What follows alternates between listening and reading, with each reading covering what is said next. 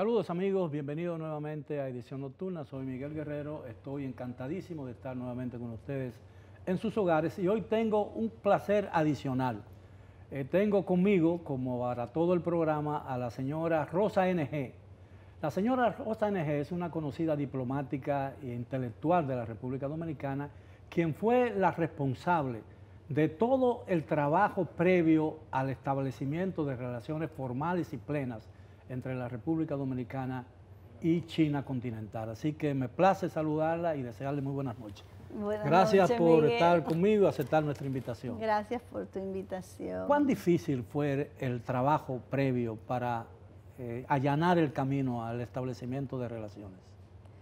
Bueno, yo diría que fue un proceso largo, bastante largo, aunque al final se viera que solamente era unos meses que había acontecido. Realmente todo comenzó en el 2011, cuando a mí me nombraron en China representante de la misión. Y de la misión comercial, por supuesto. Sí, pero fíjate que se ha querido connotar de que era solamente una misión comercial y no era así. Resulta ser que el acuerdo que marcaba el trabajo conjunto entre ambos gobiernos especificaba, le dieron ese nombre, pero realmente debieron haberle puesto otro nombre a la misión, porque no era solamente lo comercial, era también lo consular y migratorio. Yo era cónsul general, como quien dice allá, y además tenía a cargo la responsabilidad de todos los dominicanos en China, que es un país muy grande. ¿Hay muchos dominicanos en China residiendo permanentemente? Hay un grupo, yo diría que se ha ido incrementando. En principio eran pocos estudiantes los que iban a hacer maestrías y doctorados, y muchos se fueron quedando porque casaron con chinas y entonces establecieron ya como residentes. Es decir, todos eran estudiantes en principio. En principio sí, aunque también algunos chinos nacionalizados dominicanos que se regresaban para allá. Porque esa es una característica, no sé si también del tema migratorio, de que mucha gente, tú sabes que aquí decían que los chinos no se morían aquí en el país, o que se hacían. Yo tengo muchos amigos de ascendencia china. Yo sé, como José Checheco, por ejemplo. Muquien. Y Muquien, la Muquien también, los dos primos queridos míos. Entonces, hay ya profesionales trabajando en China, dominicanos. Por ejemplo, en Shanghai hay una doctora odontóloga que se casó con un español y vive allá hace muchos años. Y ejerce la profesión. Y ejerce la profesión. Ahí pero también, tiene que revalidar allá, ¿no? Bueno, estoy segura que sí. Es decir, los chinos le permiten a la gente interactuar en esto porque la mayoría de ellos pues, han estudiado, ya tienen vínculos, han hecho pasos por las universidades chinas y eso es bastante bueno. Ahora, me dices que el proceso para el establecimiento de relaciones formales comenzó en el 2011. Es cierto. En otro nivel, ¿no? Claro. Evidentemente. Eso Sí. significa que 7 años que el trabajo encontró muchos obstáculos, ¿no?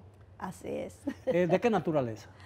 Bueno, lo primero es que yo estaba como jefa de una misión que hasta ese momento no existía en China y yo la fortalecí, la fomenté, la creé prácticamente, aunque de nombre había habido un anterior representante, prácticamente no hacía vida ya en el país y no existía la oficina como tal.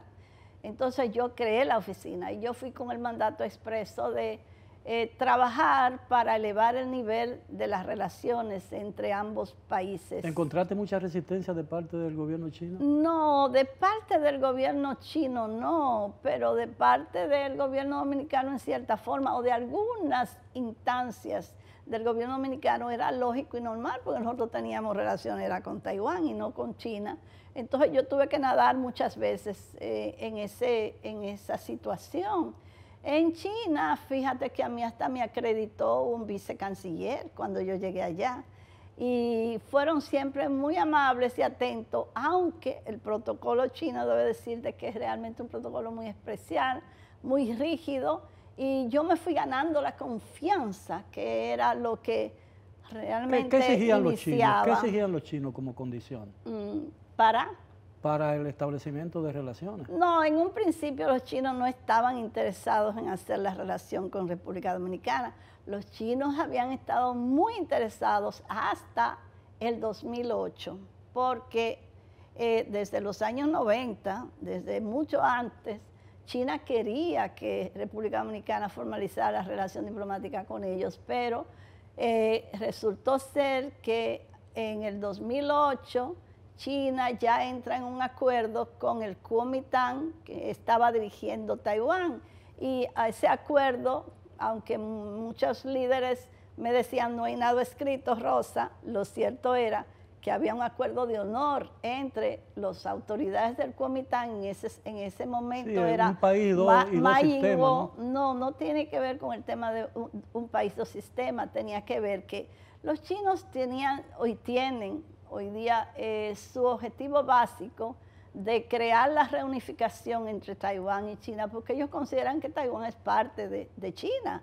Y para ellos, inclusive, es un principio que está en la constitución de los chinos. Bueno, pero los chinos aceptaron, por ejemplo, el estatus, han respetado el estatus de Hong Kong y de Macao. Y le han ofrecido un trato similar a los chinos, exactamente, a los taiwaneses. Es lo que le ofrecen también a los taiwaneses. Yo creo que ese es un tema que se va a solucionar más tarde, más temprano. A mí me parece correcto eso, sí, pensar y eso. Claro, pienso también esto, pero yo sí iba un poco contra la situación y la corriente, porque mi interés era que nosotros entráramos. Y, por ejemplo, si en este momento China y Taiwán se entendían de nuevo, nosotros nos quedábamos en el túnel si no hubiéramos dado el paso que dimos.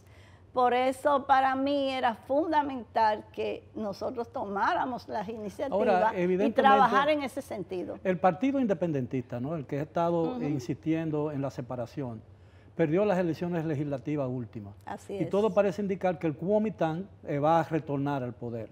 Eso cambiaría las perspectivas, ¿no? Es muy posible que cambiaría la perspectiva y que los países que todavía no se han alineado, pues se van a quedar en el limbo. Ahora, ¿cuáles son las oportunidades reales que ofrece la relación con China continental? O con China, que es bueno, China. Miguel, tú eres un hombre que tiene una experiencia extraordinaria en el tema de la comunicación y además conoce el mundo. La realidad es, como decía el presidente Danilo Medina, nosotros no podíamos continuar de espalda a una realidad histórica. China es el país, no es Taiwán. Estamos hablando de que Taiwán fue el producto, o es el producto de lo que se estableció en la Guerra Fría, durante el periodo donde también otros países estaban divididos. Entonces, para los chinos es un asunto de principio que Taiwán vuelva a ser parte entonces de lo que se llamaría un país dos sistemas, porque los taiwaneses indiscutiblemente han logrado avanzar en muchísimas cosas, pero sigue siendo una parte mínima. En Chongqing, por ejemplo, yo creo que en la provincia de Chongqing hay más chinos que en Taiwán. Pero es increíble el milagro económico taiwanés, ¿no?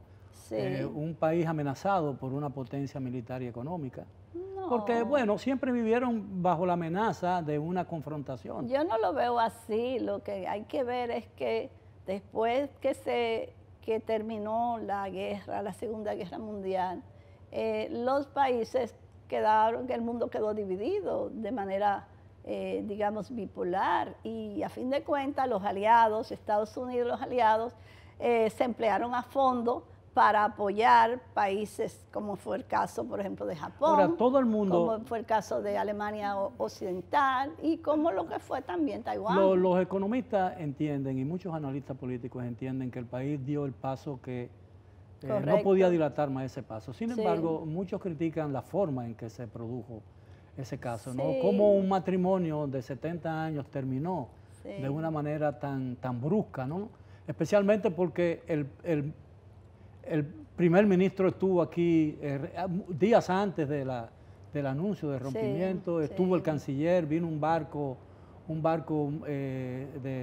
clínica, vino también las Fuerzas Armadas, le aceptaron una donación a Taiwán, que todo eso pudo haberse hecho de otra manera, ¿no? Hay quienes dicen que tratamos a Taiwán como una concubina, después de un matrimonio de 70 años, ¿no? Bueno, tú sabes que, en política hay cosas que se ven y cosas que no se ven, como decía el profesor. Ahora, salieron muy enfurecidos los taiwaneses. Se fueron porque muy molestos. Ni siquiera condecoraron al embajador. Que es la cosa que se estila cuando hay una... Lo que sucede es que, fíjate, todo depende de quién y cómo se negocia, ¿no? Entonces, yo estaba en China negociando allá en un nivel. Y aquí estaba la ex representante, la señora Fu Xinrun, que también tenía su manera muy particular de ejercer su función, ¿no? Era muy hiperactiva, ¿no? Era un poco hiperactiva, definitivamente. Y entonces, pues, hay cosas que hay que verlo en el momento, porque también, fíjate, Panamá entró el año antepasado, en China, todos mis amigos y toda la gente más o menos ligada a mí del gobierno y del Partido Comunista estaban esperando que yo iba a entrar primero, o sea, que nosotros, el país, la República Dominicana, íbamos a ser los primeros.